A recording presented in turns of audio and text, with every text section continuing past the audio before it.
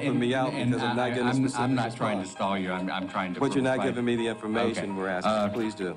It was important to establish for the record the role of all of the players in this debacle of democracy. I just want to make sure that I'm clear on this. The duties to carry out the election itself are not the responsibility of the governor. So we understand for the record that as it relates to the November 7th election, you had no authority, no responsibilities, and took no actions with regard to the election. In the preparation for the election? Yes. No, again, the Secretary of State and the 67 supervisors of election were responsible for that, and they carried out their duties. Supervisors are in a precarious position here. We have a law that says that a felon cannot be on your rolls. And if I remove that person, you know, from information that I've received, and I've done it improperly, then I'm violating a person's right to vote. The law said that they had to verify this, but they were not taking it seriously.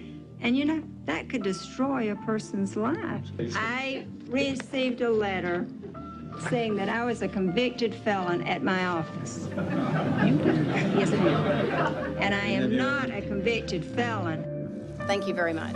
I actually don't feel that the stories of disenfranchisement were that well covered by the media. There was a great deal of attention to punch card ballots and hanging chads.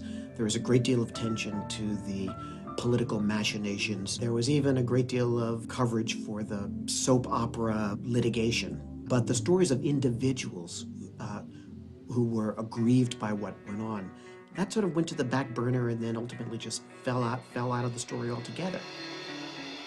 Because there was no debate on the floor of the U.S. Congress, one Congresswoman, Cynthia McKinney, decided to hold her own investigative hearings in Atlanta, Georgia, the home of ChoicePoint, the company that created this list, and she dragged in the executives of the company to answer questions.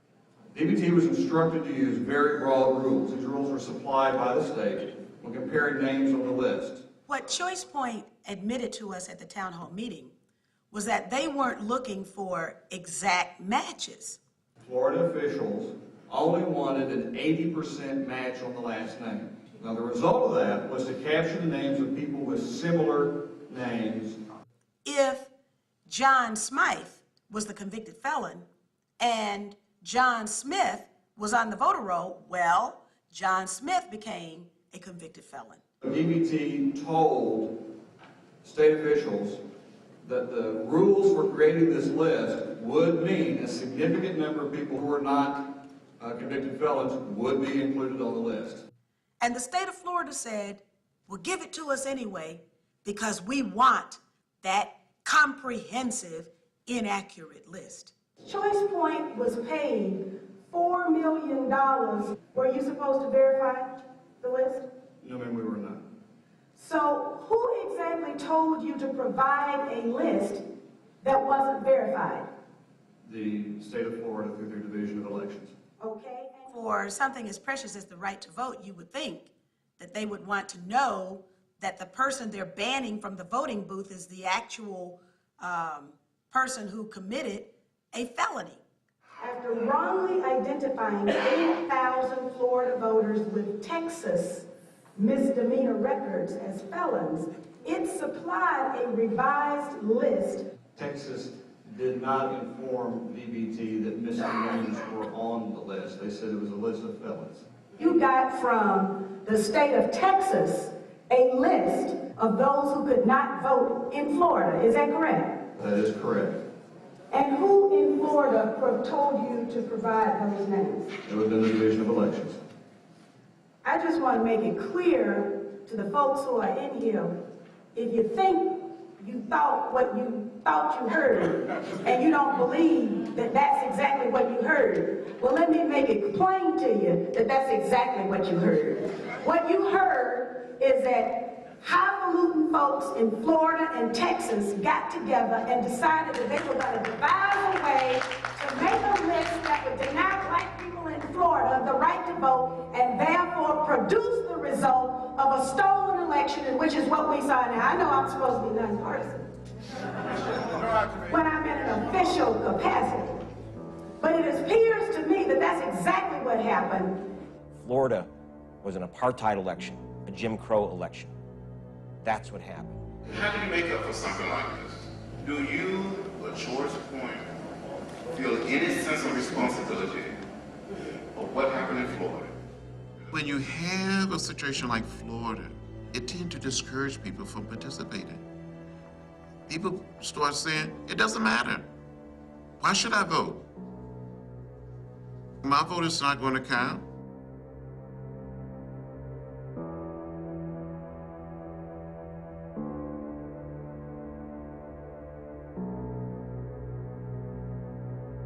Problem with this is that it was so in your face.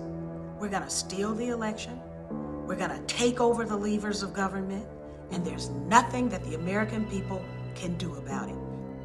Secretary Cheney and I are honored and humbled to have won the state of Florida, which gives us the needed electoral votes to win the election. We will therefore undertake the responsibility of preparing to serve as America's next president and vice president. Do solemnly swear that I will faithfully execute the office. The Florida experience was traumatic.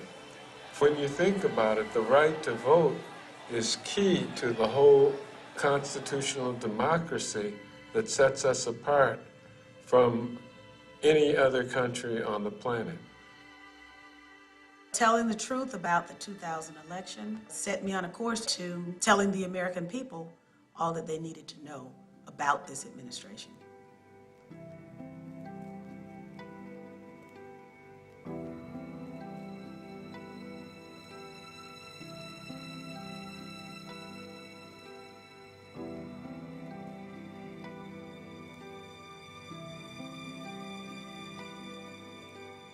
September 11th started out like any other work day for the average American person. People got up, shop owners opened their businesses. We all were getting dressed for work. Some of us were at work. Stores were open. And all of a sudden, I mean, the unthinkable happened. Eventually, we all came together and we were given talking points. The talking points said that we were hit because we were free, that we were hated because we're free.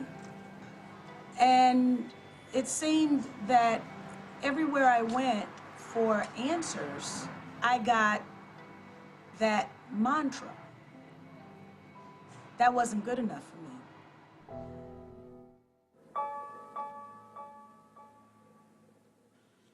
And I thought you'd be interested in this. This is the outline of the 911 Recommendations Implementation Act. Okay. Okay. That's separate from the Terrorist Reform Act. Okay. Some people are going to ask very safe questions, but someone like me, who's not an insider, who's not looking to be an insider, whose responsibility first and foremost was to the people and not to the system, someone like me is going to want to get to the heart of the matter, to the root, to the truth. There's a certain political etiquette, I would call it, about what is proper to discuss and not proper. And if it's too difficult, it becomes over the pale. It becomes conspiracy nut stuff. It's not just the information you put out, it's even asking the question, which is not permitted. Crossfire. On the left, Paul Begala. On the right, Tucker Carlson. Time to reveal our quote of the day. Buckle your seatbelts. This Congresswoman is a Democrat from the Atlanta area. She is Cynthia McKinney, and she has a conspiracy theory you won't believe, hopefully. Here's what she told a Berkeley, California radio station. Quote, "What did this administration know, and when did it know it about the events of September 11th? Who else knew, and why did they not warn the innocent people of New York who were needlessly murdered? What do they have to hide?" End quote. This is how the White House reacted. All I can tell you is the Congresswoman must be running for the Hall of Fame of the Grassy Knoll Society. I really don't have anything to say that would lend any credibility to what she said. Are not the responsibility of the governor. So we understand for the record that as it relates to the November 7th election, you had no authority, no responsibilities, and took no actions with... And they carried out their duties. Supervisors are in a precarious position here. We have a law that says that a felon cannot be on... Helping me out because I'm not getting a specific I'm not trying to stall you. I'm trying to... But you're not provide- giving me the information Okay. we're asking. Please do. It was important to establish for the record the role of all of the players. Regard to the election. In the preparation for the election? Yes. No, again, the Secretary of State and the 67 supervisors of election were responsible for that, and In this debacle of democracy. I just want to make sure that I'm clear on this. The duties to carry out the election itself are not